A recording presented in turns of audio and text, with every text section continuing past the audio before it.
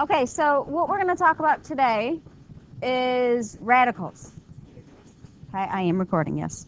We're going to talk about radicals today. Radicals you guys did in 9th grade. You learned how to reduce radicals, okay? You only did it with regular square roots. We're going to be going into cube roots and 4th roots and 5th roots and 6th roots, okay? So we're going to make it a little bit more difficult. You have to know the parts of the radical. Now, does anybody remember what the variable a, is called in a radical? Awesome, radicand.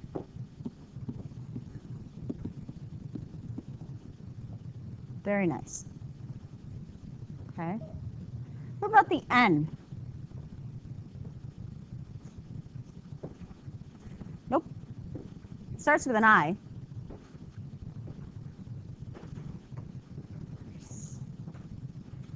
We have these little white cards that we write things on. Index, right. Okay, the n is our index. And what the index tells us is how we break apart that square root, 3rd root, 4th root, okay? Let's explain that. Let's say I have the square root of 4. You guys are just going to real quick tell me that's, but why is it 2? Because 2 times 2, right? We know 2 times 2 is 4, so the square root of 4 is 2. It's broken apart into how many pieces? What's the index if nothing's written? 2, okay? So when we start talking about cube roots, let's say cube root of 8. How many times am I going to have to break it up now? 3. So what number multiplies by itself 3 times to get 8? 2. So what's the cube root of 8? 2. So that's what the index does. Okay, it tells you how many pieces you break it up into. Make sense? Okay. Now, when we're bless you. When we're dealing with square roots, you're always going to have a positive root and a negative root. Okay, your positive root is called your principal root. Principal, positive, p.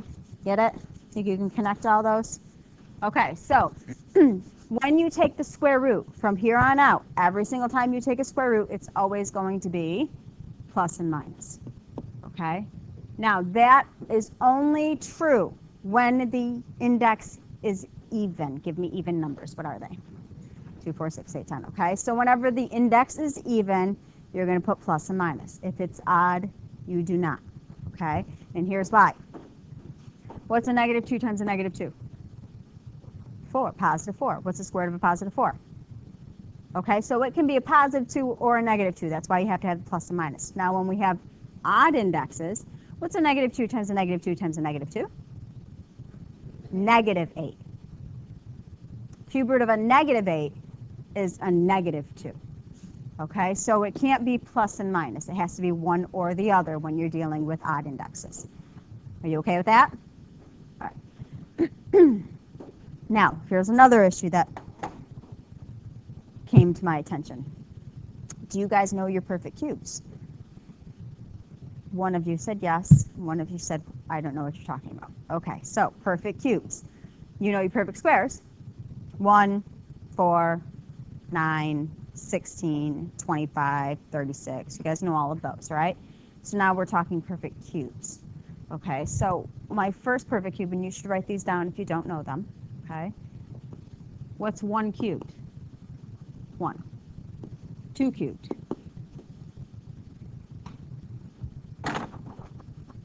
3 cubed? 4 cubed? Yeah, this is where we always get stuck. 4 cubed. 4 times 4 is? Times 4 is? 64. Good. 5 cubed? 125. And 6 cubed. 6 times 6 is? Times 6 is?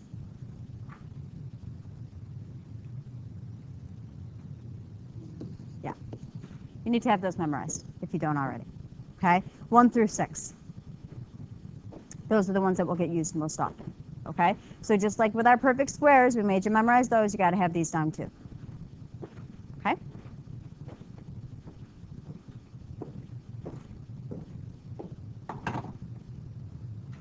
Ready? Nope, I'll wait.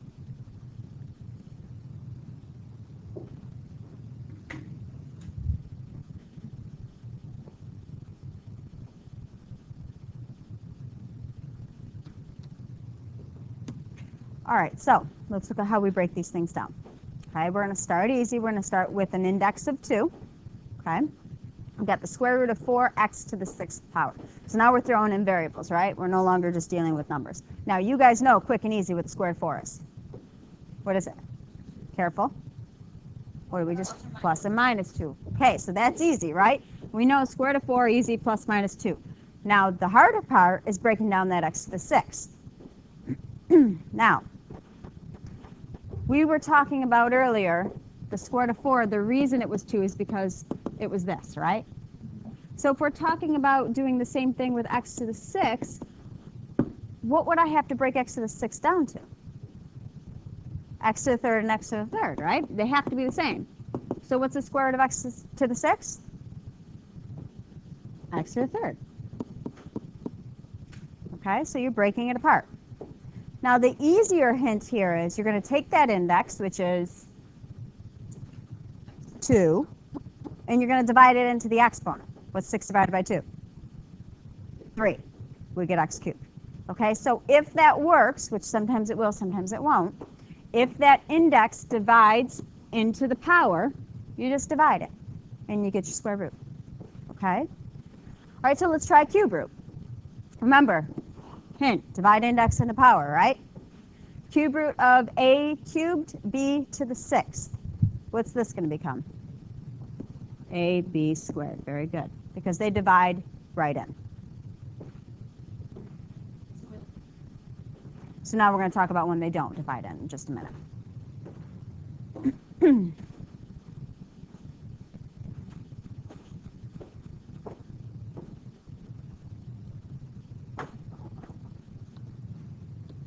Okay, so let's get a little bit bigger, right?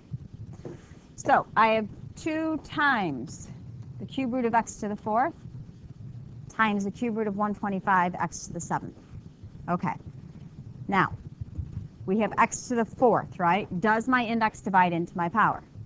No, it does not. So what I have to do is I have to break it down. Okay, it's not as difficult as you think it's going to be. I want the smallest number, or I want the largest number that 3 can divide into that's less than 4. 3. Okay, so if I'm going to use 3, x cubed, what else do I have to have? X, right? Because what's x cubed times x? X to the 4th. So we're just breaking it apart. Okay. Okay, so let's look at the other one. 125. Is it a perfect cube? Sure. Okay, so we're going to leave that alone. X to the 7th. Does my index divide into my power? No. What's the biggest number that's less than 7? 6. So this is going to become what? X to the 6th and x. Subtracting what, honey? It's a multiplication sign, I'm sorry. It's just not as round as it should be. Okay? All right, so now let's break it down a little bit further. We still have our 2 out front, right? Cube root of x cubed. X. Cube root of x. Can't do it, right? So we leave it alone. Cube root of 125. Cube root of x to the 6th. And cube root of x.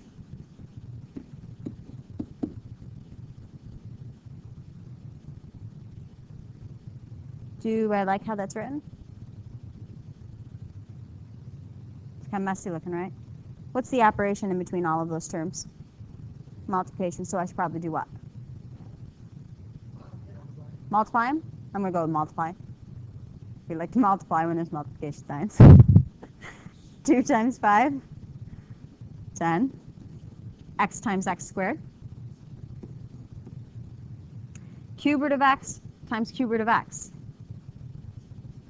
Cube root of x squared, yeah. Okay. When we multiply radicals, we multiply their radicands.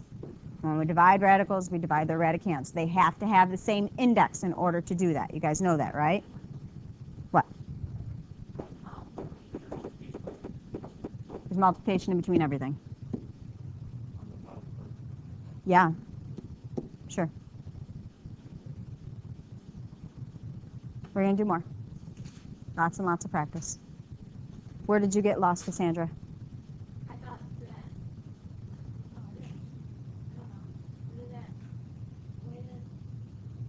that's 2 times 5? X times x squared. Got it? Okay. Which part? We're going to do another one just like it. All right? You ready? Okay. I'll pause. Okay. So, now, what do you notice about x squared and x to the 7th?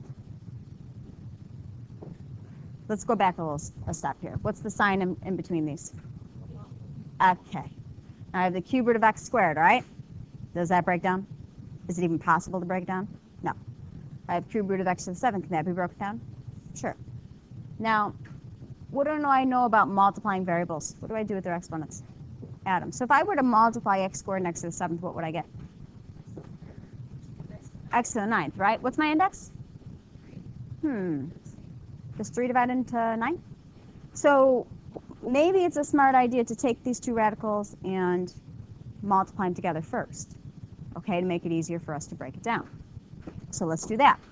Cube root of 24x squared times cube root of 16x to the 7th. I probably need to multiply my two numbers, and that gives me what? 384. And then x squared x to the 7th, you guys already told me it was x to the 9th. Okay? So now we've made one thing very easy for us, right? We know what the cube root of x to the 9th is. It's what? X cubed. So that's going to come out. Okay? So now all we're concerned about is breaking down that 384. So we're going to go to our list of perfect cubes. Okay? We had 1, 8, 27, 64, 125, 216. Okay, so those are our perfect cubes. So the way we're going to break down this perfect cube is we figure out which one of these perfect cubes divides evenly into this number here. 64 divides unevenly, right. Okay, now here's the hint. Do not start dividing from here. You want the biggest perfect cube that will divide in. The biggest. So where are we going to start dividing from? Yeah, down here, right? You always start with the bigger number. 216 doesn't go in. 125 doesn't go in. 64 does. Pardon me. Well, it will in a moment, yep. So we're going to break down 384 to 64 and 6.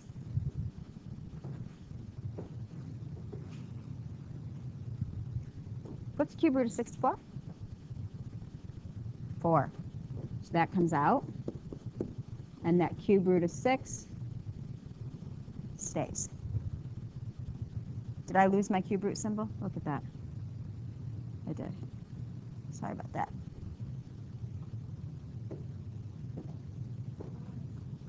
Okay? We're going to do lots of practice, guys. I think I'm going to take an extra day of practice with this stuff. Which wasn't my original plan, but I know it's tough.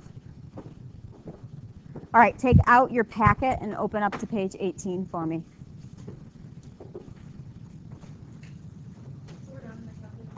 For now, yeah.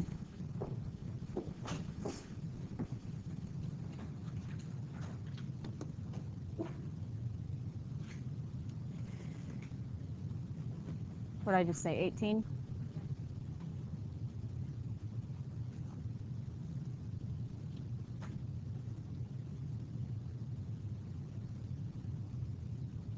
It's taking much too long.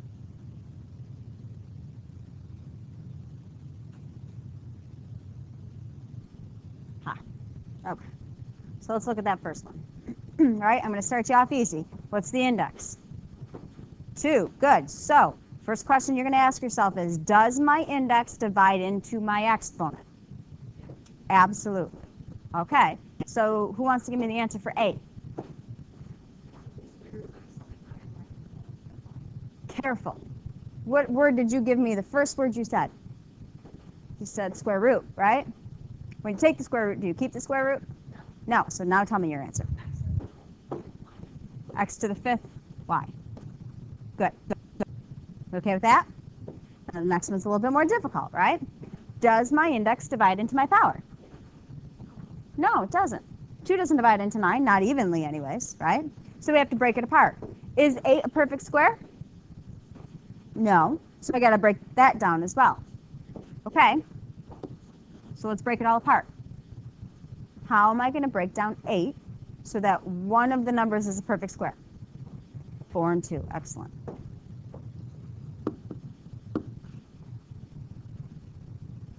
X to the 9th. Stephen's quick. Wait 3 seconds before you speak. Okay? Let everybody process. It's good. I mean, it's excellent. Just wait 3 seconds for me. Okay. Let's keep going. Square root of 4. 2. So that comes out. Square root of 2. Doesn't reduce, right? So leave it alone. Square root of x to the 8th. Yeah. Square root of x. Doesn't break down, right? So look what I have left underneath that radical. And rewrite. What do you think? Okay, so I want you to try C for me, okay? I'm going to pause here. No?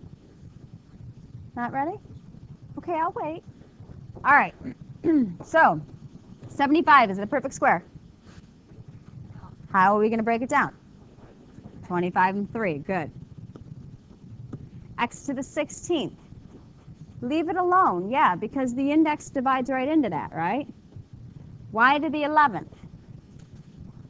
Good, got to break that apart. Y to the 10th and Y. Okay, are we okay with that? Did everybody get that far? Okay, square root of 20. The index is 2. If nothing's written, it's 2. If nothing's written, it's 2.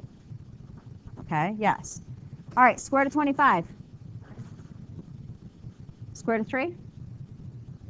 Leave it. Square root of x to the 16th? You guys get this part, no problem. Square root of y to the 10th? Square root of y?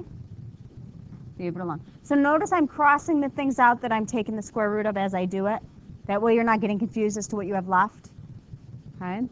So what you have, you put back in. Square root of 3y. And that's your answer.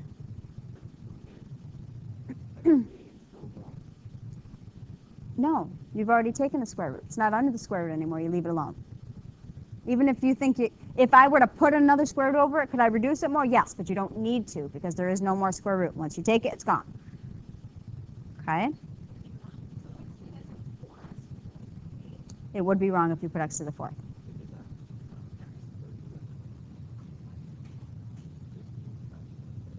Okay, guys, real quick. The ones on the bottom,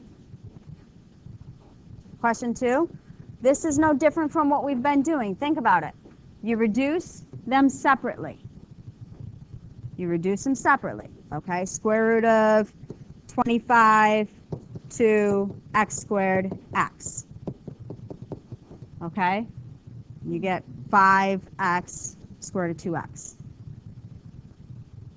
This is 64 to x. You get 8 square root of 2x, 8x, right? Okay, so once you break them down, in order to add radicals, you have to have like radicals, which means same index, same radicand. Do I have that? Yeah.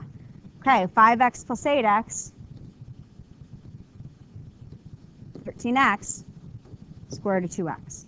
Okay, so you break down each side, get like terms, like radicals, and then add the coefficients. Okay, so it's the same thing. You're just practicing breaking down. All right, we're going to practice next time. We need more practice with this. Homework pages 18, 19. Do as much of it as you can.